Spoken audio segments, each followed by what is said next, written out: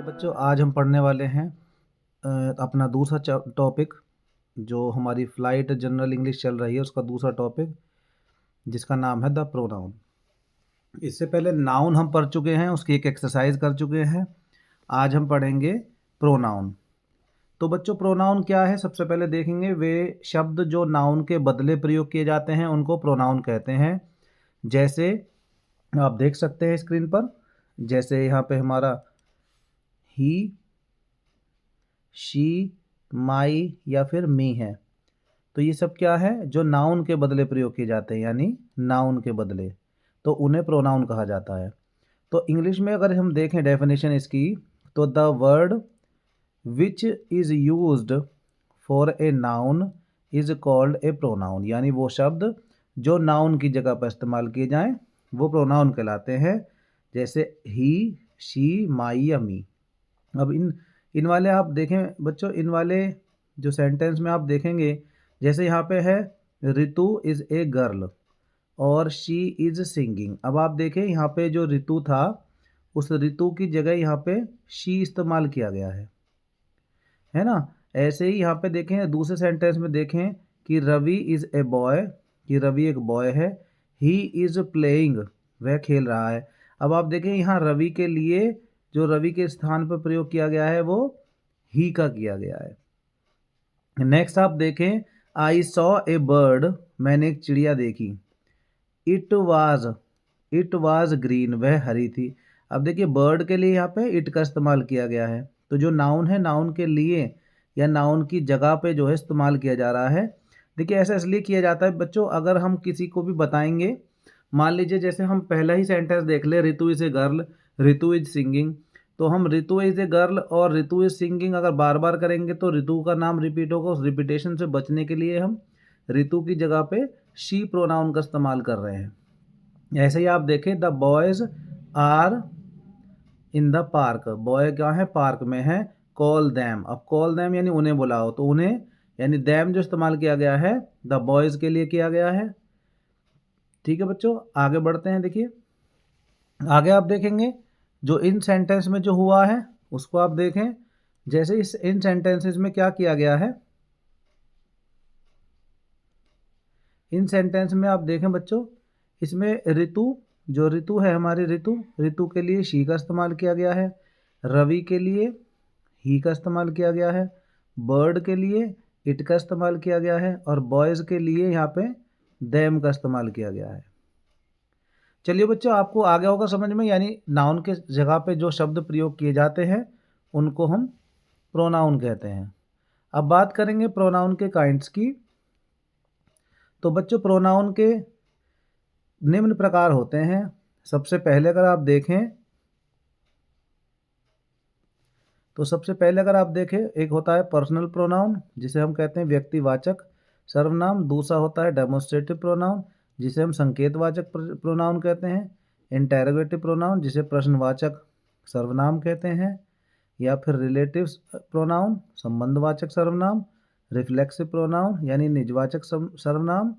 और emphatic pronoun यानी दृढ़ता सूचक सर्वनाम। तो आगे हम इनको पढ़ेंगे एक एक बार में, बहुत इजी हैं, बहुत ही आसान तरीके से आपको बताए जाएंगे जिससे आपके समझ में आ जाएंगे। तो देखें बच्चों, सबसे पहले हम बात करेंगे किसकी, अपने पर्सनल प्रोनाउन की। तो हमारा पर्सनल प्रोनाउन जो है उसको देखें, तो यानी व्यक्तिवाचक सर्वनाम, यानी ये प्रोनाउन किसी प्राणी या वस्तु के लिए इस्तेमाल के बदले की प्रयोग किए जाते हैं। और जैसे देखो आप, रीता इज़ माई सिस्टर, तो रीता की जगह अब की बार शी का इस्तेमाल किया गया है, तो शी इज़ ए सिंगर। तो यानी ये एक प्राणी है, रीता के लिए इस्तेमाल किया गया है, यहाँ शी रीता के लिए आया है। चलिए, तो इसको हम यहाँ पर हम शी को क्या कहेंगे कि ये जो शी है हमारा, तो यहाँ पे शी कौन सा प्रोनाउन है, ये पर्सनल प्रोनाउन है। अब देखिए बच्चों, पर्सनल प्रोनाउन के प्रयोग निम्न रूप में हो सकते हैं।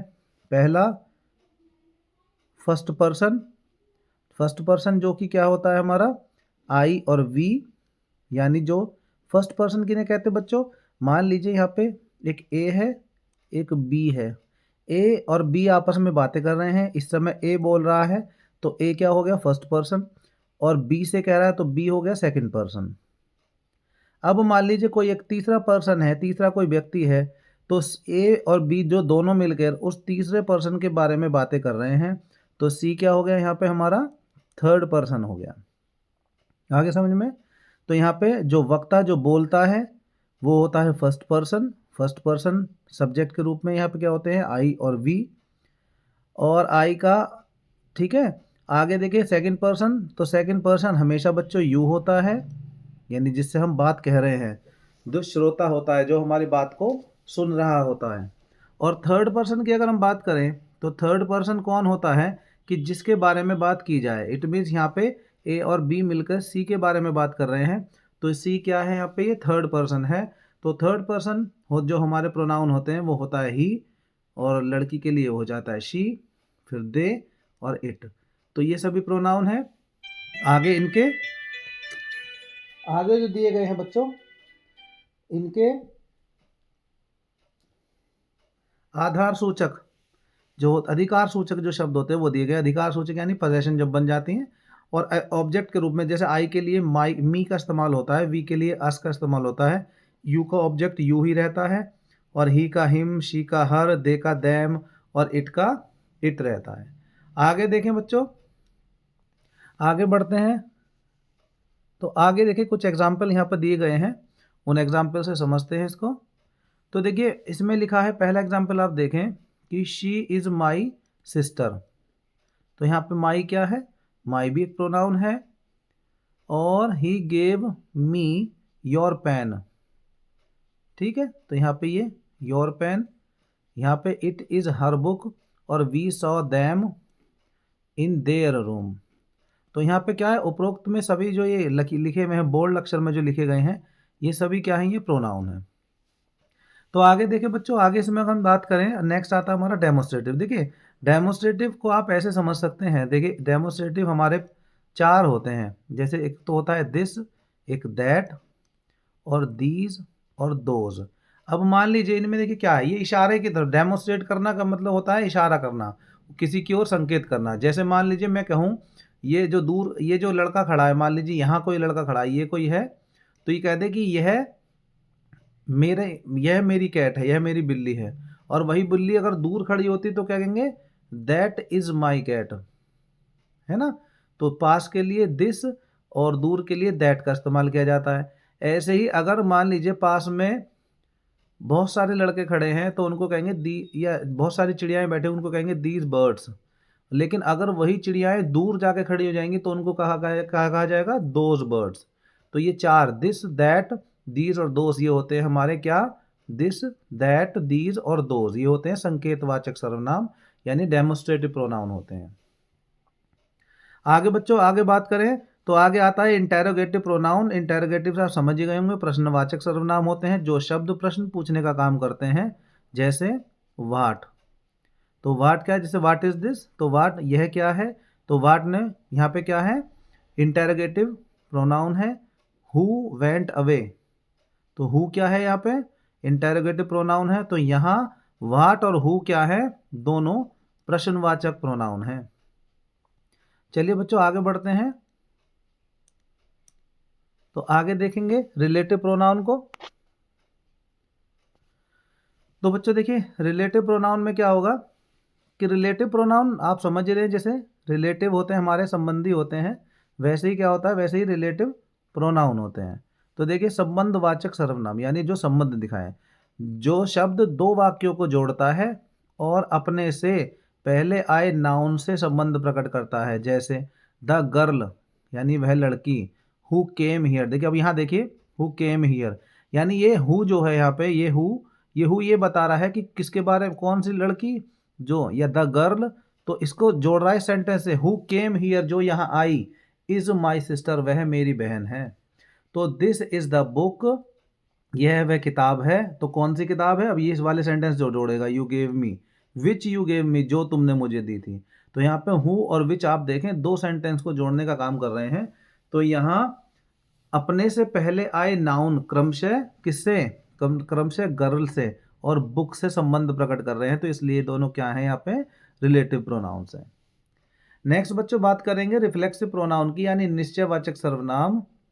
तो जिस सर्वनाम से काम का प्रभाव कर्ता पर प्रकट हो, अन्य किसी पर नहीं, यानी कर्ता पर, सब्जेक्ट पे ही होना चाहिए, तो उसे रिफ्लेक्सिव प्रोनाउन कहते हैं या निजवाचक सर्वनाम कहते हैं। जैसे देखें, I will go my self, देखिए आई मैं जाऊंगा, कैसे, अपने आप, तो ये माई सेल्फ जो है इसका संबंध, जो इसका प्रभाव जो है किस पे पड़ रहा है, आई पे।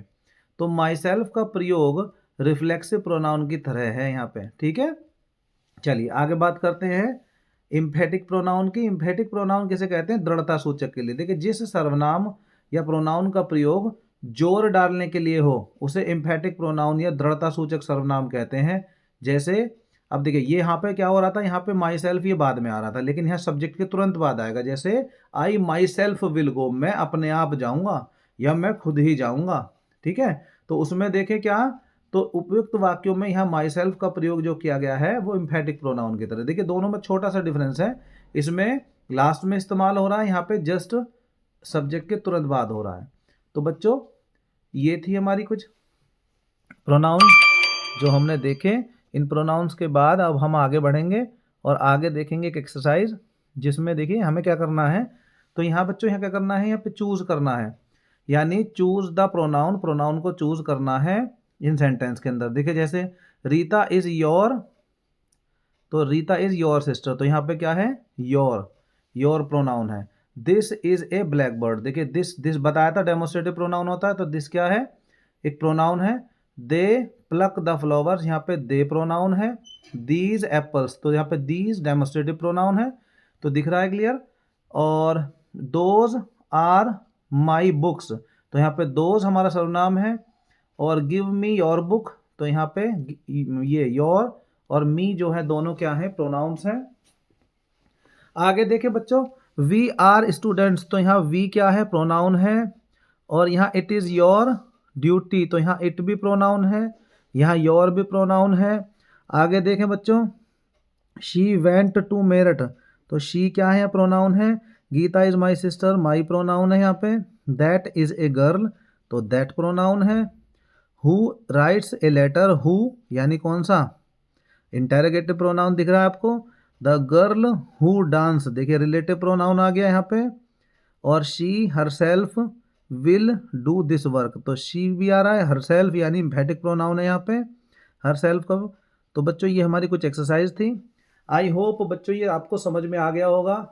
इस चैप्टर को जल्दी जल्दी मैं इसलिए करा रहा हूँ ताकि बच्चों आपके जो सिलेबस में ये part of speech 10th class के में इस बुक के अनुसार नहीं है, लेकिन फिर भी उसको करना जरूरी है, क्योंकि यहाँ से 1 या 2 क्वेश्चन आपको पेपर में मिल ही जाते हैं। तो बच्चों आई होप ये वीडियो आपको पसंद आई होगी, और अगर आपको ये वीडियो पसंद आई है तो हमारे चैनल को सब्सक्राइब करना ना भूलें, बेल आइकन दबाना ना भूलें, ताकि हमारे हर वीडियो की नोटिफिकेशन आप तक ठीक समय पर पहुँचते रहे। तो जय हिंद, जय भारत बच्चों।